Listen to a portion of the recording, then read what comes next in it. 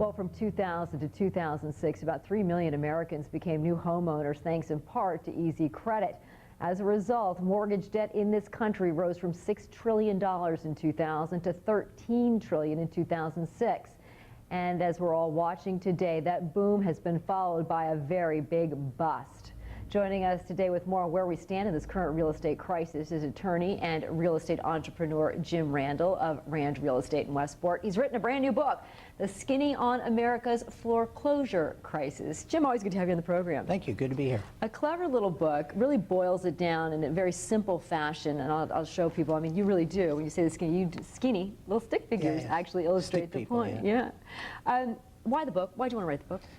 I think we're in a real mess, Becky, and I think that most people really don't understand how we got here.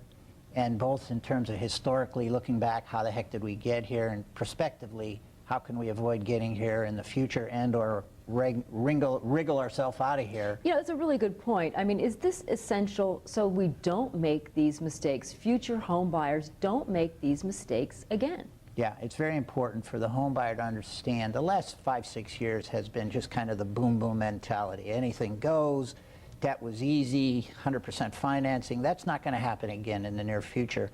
Home buyers have got to understand the process. One, to be able to buy and sell, and two, to be able to avoid problems in the future. Is it your opinion that there's enough blame to go around? I mean, we talk about home buyers that don't do their homework. We talk about mortgage lenders that offer these ridiculous packages with the promises of you can get $1 million home with no money down.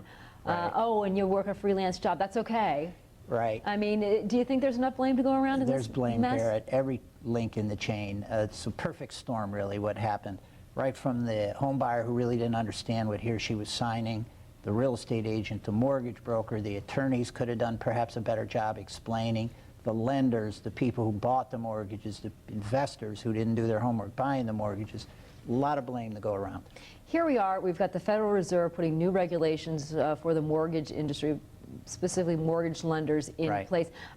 I mean, many people would say too little, too late, but at this point, considering where we are, do you think these new regulations will make a difference? They will. They're going to tighten the process. For example, one of the new regulations requires a lender to consider the borrower's ability to repay.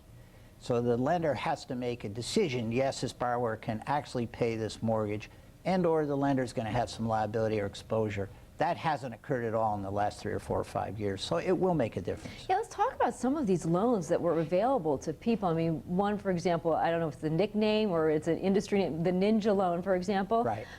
Which means? No income, no asset, no job. Usually no house. Right, but they were able to get a house in the last few years. I mean, are we going to see those types of loans eliminated? Yeah, those types are gone today, although in the height of the boom, they were prevalent. We will see that. We will see people having to give larger deposits in order to have mortgage insurance. We're already seeing a real tightening of credit and borrowing underwriting. If you could advise a homeowner, a first-time home owner or buyer especially, what the pitfalls are out there and what to avoid, what would you tell him or her? I would say be aware of conflicts. Be aware of the motivation of your real estate agent. Be aware of the motivation of the mortgage broker. Be aware of how attorneys think and work. Be aware of your lender's motivation. They're not always on your side. In fact, many cases there's a conflict. So educate yourself. This isn't brain surgery. Buying a home, although a very, very important decision, is really not that complicated when you take apart the pieces. Yeah, I mean, there's some very good brokers out there and agents out there, but you're right. Many of them do have their own agenda and their own fee structure that they're working toward, et cetera. As you see the market out there today, let's talk about residential first off. Do you think we've hit a bottom here in Fairfield County? Unfortunately, I don't, and most experts, commentators don't. They think, first of all, nationally, we probably have another 10 to 15% price declines.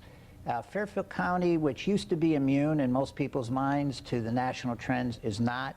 And probably maybe another 10 to 15% decline in Fairfield County as well. Yeah, also the commercial market. I mean, so much, especially if you're in lower Fairfield County, is tied to the financials and the financial sector. I mean, a city like Stamford, so heavily tied to that industry. Right. Are there concerns on the commercial level that if we continue to see the deterioration in the financial sector, that's really going to have an adverse effect on the commercial real estate market in the city? There are concerns. For example, let's start with Manhattan. For the first time in a long time, we've seen an increase in vacancy. We've seen large blocks of space, like Bear Stearns space, come on the market, and that filters its way to Fairfield County. Fairfield County is intertwined with the Manhattan and Westchester markets. If you could give one piece of advice out there to home buyers, future home buyers, what would it be? Educate yourself. This isn't high tech or, really sophisticated math. Understand the process and you'll do fine. Do your homework. Right. Always pays off. All right, this is the very beginning of a series of books. It is. All right, and you have a website where people can find out more. Yes, it's jimrandel.com, R-A-N-D-E-L. That makes sense. Right. And we have a lot of free offerings and books and literature and educate yourself stuff. Absolutely, you can start right there. Jim, good to have you on the program. Thank you, good to be here. And we'll be back with more 12 on the Money after a break. Goes fast.